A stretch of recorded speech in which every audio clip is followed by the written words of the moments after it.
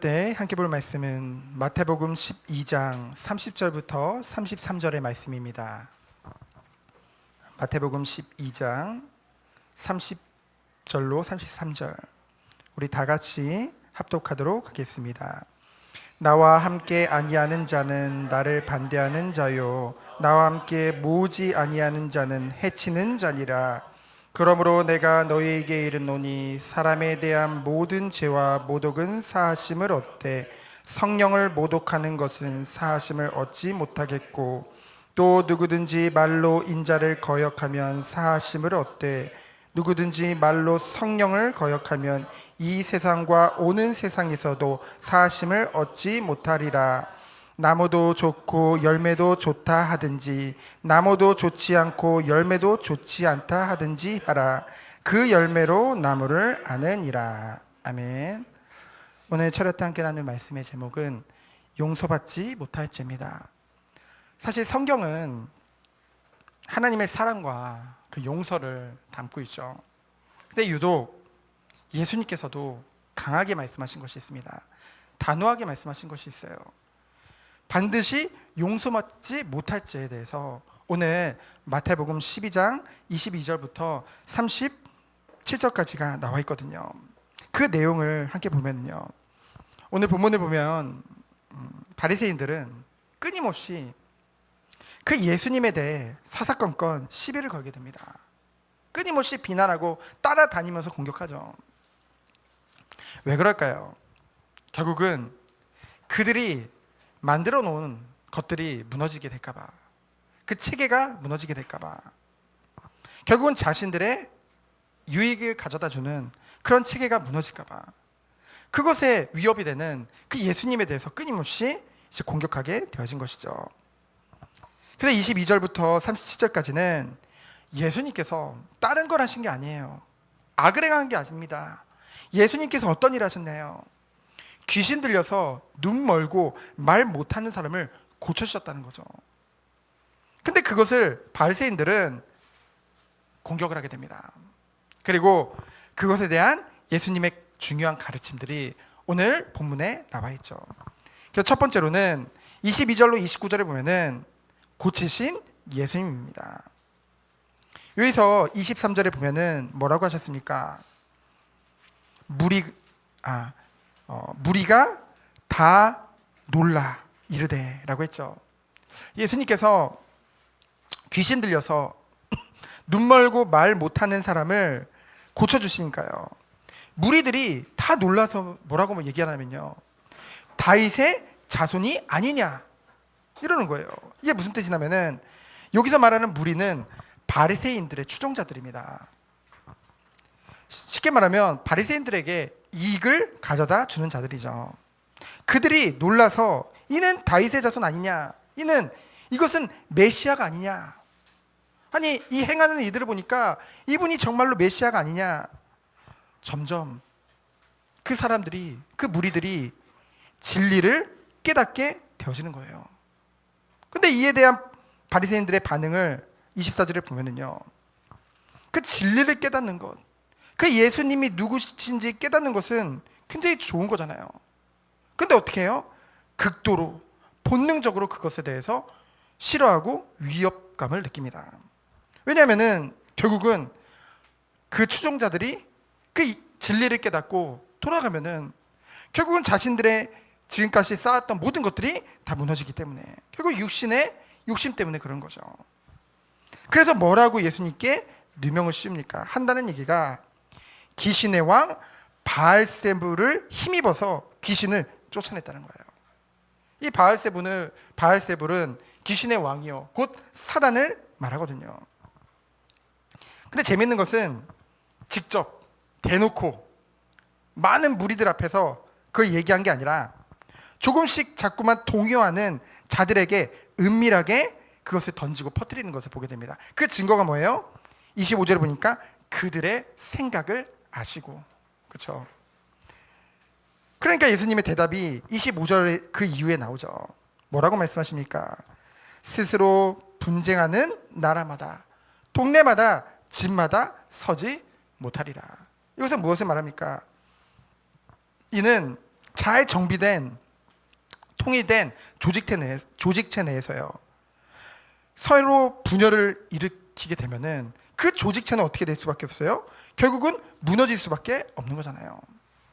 그래서 이것은 사단이 사단을 쫓아내면 스스로 분쟁하는 것이죠. 그러니까 결국은 스스로 사단의 나라가 무너뜨리는 거란 말이에요. 그런 일을 하겠냐는 거예요. 그래서 27절부터 보니까 뭐라고 해요? 너희의 아들들이 바알세불을 힘입어 귀신을 쫓아내면 너희의 아들들은 누구를 힘입어 쫓아내느냐. 이 말은 뭐냐면요, 그래서 너희의 아들들은 바리새인들의 제자들이나 그 추종자들 중에서요, 어떤 이는 물로, 어떤 이는 연기로, 어떤 이는 나무의 뿌리를 이용해서요 귀신을 내쫓고, 그리고 솔로몬이 남겨두었다는 그 주문을 외워서요 그 귀신이 다시는 그 사람에게 돌아오지 못하도록 그런 일을 행했었거든요. 그러한 귀신을 축출하는 것에 대해서는 이 바리새인들이 인정했단 말이에요. 그래서 우리는 이 사실을 통해서 마태복음 7장 22절에 예수님이 하셨던 말씀이 기억나죠. 너희들이 주의 이름으로 뭐 귀신도 내어쫓고 사역자 노릇도 다 하고 다 했다고 하지만은 도무지 나는 너희를 알지 못한다. 그 일을 행하는 자들이 있었다는 거죠, 실제로. 그러니까 그들은 누구를 힘입어서 그러면 귀신을 내쫓은 거냐, 예수님이 물으시는 거예요. 그때 그들이 바알세불을 힘입어서 한 것이다 라고 하면은 자기들 말이 이제 그 추종자들, 제자들을 인정 못하는 게 되고요, 스스로. 그렇다고 해서 이것이 성령의 능력이라고 말을 하면은 결국은 예수님께서 그들보다 월등한 능력으로 행한 것에 대해서 인정 안 하는 것이 모순되고 불의한 것을 스스로 인정하는 것이기 때문에. 그래서 예수님께서는 이렇게 질문하신 것입니다. 그래서 28절에 보면은 중요한 말씀을 하시죠. 내가 하나님의 성령을 힘입어 귀신을 쫓아내는 것이면 하나님 나라가 이미 너희에게 임하였느니라. 하나님의 나라는 공간의 개념이 아닙니다. 하나님의 통치를 말씀하시는 것이죠. 하나님이 잠시 사단의 활동을 허용하셨지만요, 결국은 하나님 나라가 임하면요, 임하는 곳마다 사단은 힘을 쓸 수가 없는 것입니다. 하나님의 주권 아래, 통치 아래 있는 것이죠. 그래서 하나님 나라에, 하나님의 완전한 통치의 증거가 무엇입니까? 그곳에 뭐예요? 하나님의 거룩함과 의로움이 임하는 거예요. 그것이 하나님 나라를 정말로 누린 자의 축복이죠. 그래서 29절에 뭐라고 하십니까? 예수님께서 중요한 말씀을 하세요. 사람이 먼저 강한 자를 결박하지 않고서 어떻게 그 강한 자를 집에 들어가 그 세간을 강탈하겠느냐. 결박한 후에야 그 집을 강탈하리라. 여기서 강한 자는 사단을 말하죠. 강한 자의 집은 무엇을 말합니까? 사단의 나라와 권세를 말합니다. 그럼 그 집의 세간은 뭐예요?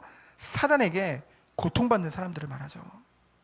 그럼 강한 자가 결박하는 자는 누굽니까? 바로 강한 자를 결박하는 자는 그리스도죠. 그래서 귀신 들린 자에게 귀신을 쫓아내신 그리스도의 그 행위는 사단의 세간을 강탈하는 것과 같다는 것이죠. 그래서 결론은 뭡니까? 예수님의 그 귀신을 내어쫓는 행위는 예수님께서 사단을 지배하신 거와 그것에 대한 증거요, 동시에 하나님 나라가 이미 도래했다는 증거인 줄 믿습니다.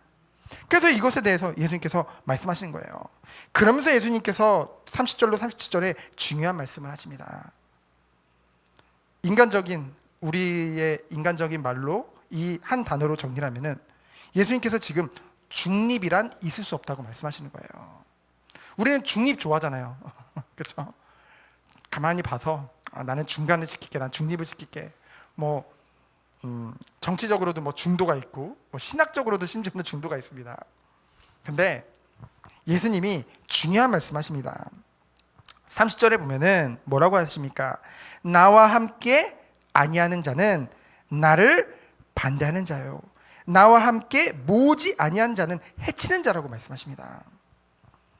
예수님께서는 지금 이 흔들리는 자들에게, 동요하는 자들에게, 그리고 예수님을 따라다니면서도 끊임없이 흔들리는 그 제자들을 향해 분명하게 말씀하시는 것입니다. 분명한 결단을 촉구하고 계시는 것이죠. 예수님과 함께하든지 아니면 반대하든지. 하나님 나라와 사단 나라 사이에는 중립이란 있을 수 없다는 것이죠. 그래서 우리들은요, 주님을 따르든지 아니면 반대하는지예요. 그렇죠? 내가 연약해서 이번에는 주님을 따르고 나중에는 좀 이거는 좀 하나님 좀 아닌 것 같고, 그게 아니라는 거죠. 그래서 나와 함께 하지 아니하는 자는 나를 반대하는 자요. 이건 무엇입니까? 누구든지 적극적으로 예수 그리스도를 따르지 않는 자는 사실상 주님을 거부하고 배척하는 것이라는 거죠. 얼마나 무서운 말입니까? 그래서 예수 그리스도와 세상 사이에서 머물거리거나 예수 그리스도와 세상을 동시에 따르려는 이중적인 자세를 결코 주님 편에서는 용납할 수 없다는 것이죠. 여러분, 예수님과 세상을 동시에 따른다. 이 세상은 뭐를 말합니까? 사람이 될 수도 있어요. 하나의 단체가 될 수도 있습니다. 환경이 될 수도 있어요. 또한 자신의 처지가 될 수도 있죠. 예수님은 예수님 앞에서, 하나님 앞에서 그 모든 것이 이유가 되지 않는다는 거죠. 오직 예수님을 따르든지 아니면 예수님을 반대하든지.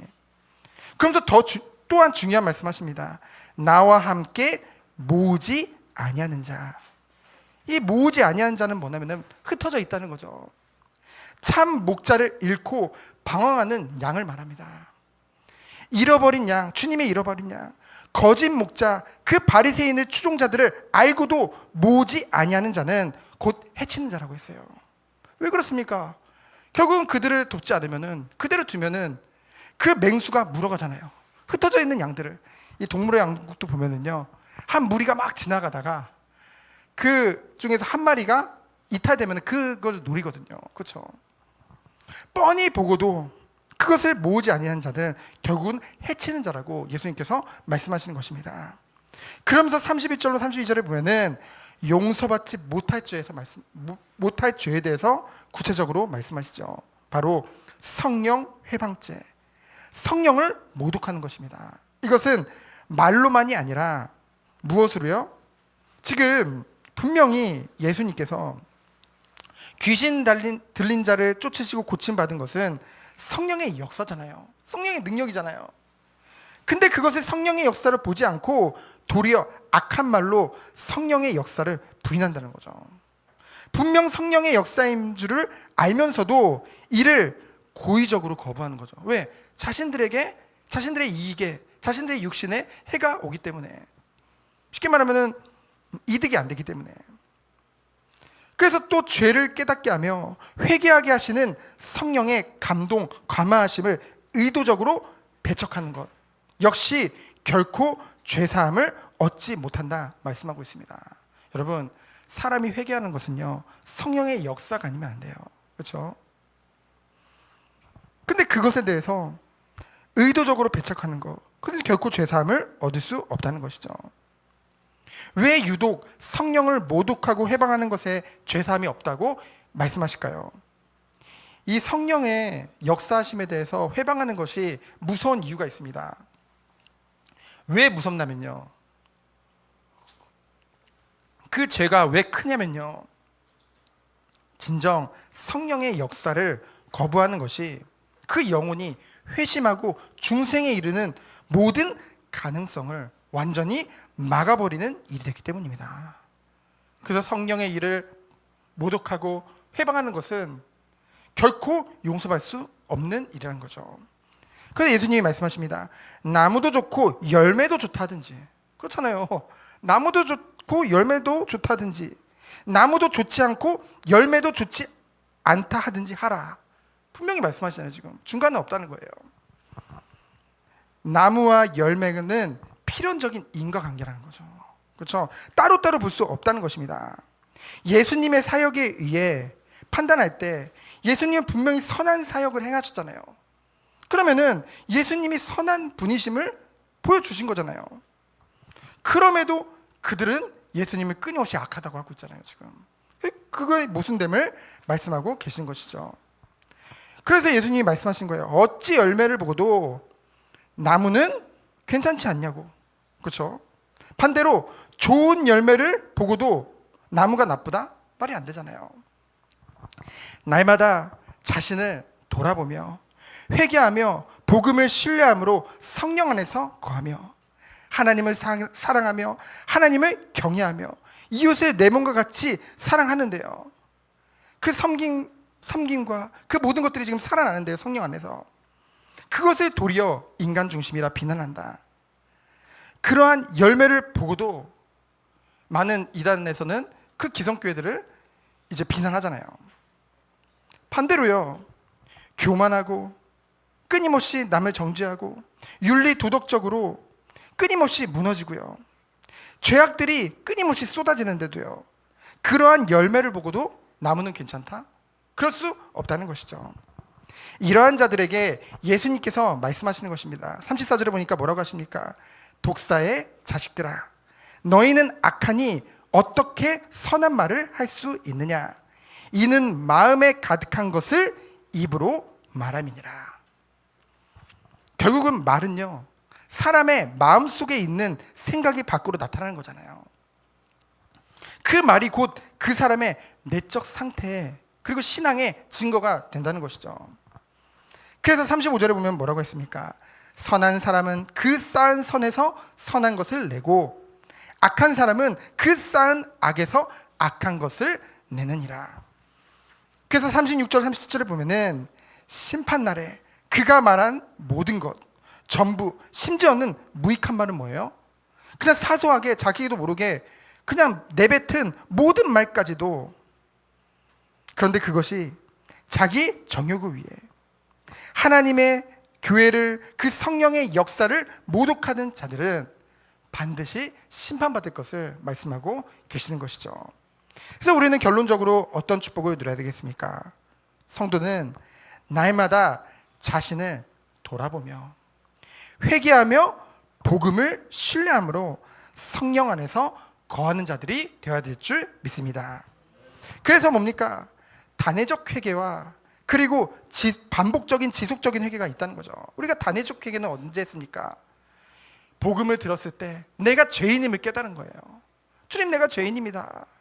그 주님 앞에 회개하죠. 그러면서 주님을, 이 모든 죄를 사하신 그 주님을 받아들이는 것. 근데요, 우리는 여전히 죄성을 가진 육신 가운데 살고 있다는 것이죠. 그래서 바울과 같이 끊임없이, 바울이 뭐예요? 오호라 나는 공고한 사람이로다. 누가 이 사망의 몸에서 나를 구원하랴. 그 고백을 했잖아요. 그렇지, 우리는 여전히 죄성을 가진 육신 가운데 있기 때문에 끊임없이 주님 앞에 회개하며 정말 하나님이 원하시는 그 거룩한 신부로 서는 것, 그리스도 안에서 장성한 분량까지 서 나가는 것, 갈수록 예수님을 닮아가며 그 하나님이 원하시는 성령의 열매를 맺는 것, 그것이 주님이 원하시는 참된 성도의 삶이요 교회의 모습인 줄 믿습니다. 그래서 오늘 말씀과 같이 우리가 하나님의 은혜 안을 받은 자로서 정말로 온 땅에 주님의 사랑과 그 은혜를 나타내는 참된 크리스찬으로 서는 우리 모든 성도님들이 되어지기를 예수 그리스도 이름으로 축원드립니다. 이 시간 기도합니다. 하나님 감사합니다. 오늘 말씀을 통해서 우리 자신을 바라보게 하시고 정말로 교회와 전 세계를 놓고 기도하게 하심에 감사드립니다. 우리가 늘 겸손한 마음으로 주님을 닮아가며 주님을 섬기는, 그래서 오직 하나님께 영광 돌리는 우리 모든 성도님들로 주께서 축복하여 주옵소서. 살아계신 예수 그리스도 이름으로 기도합니다. 아멘.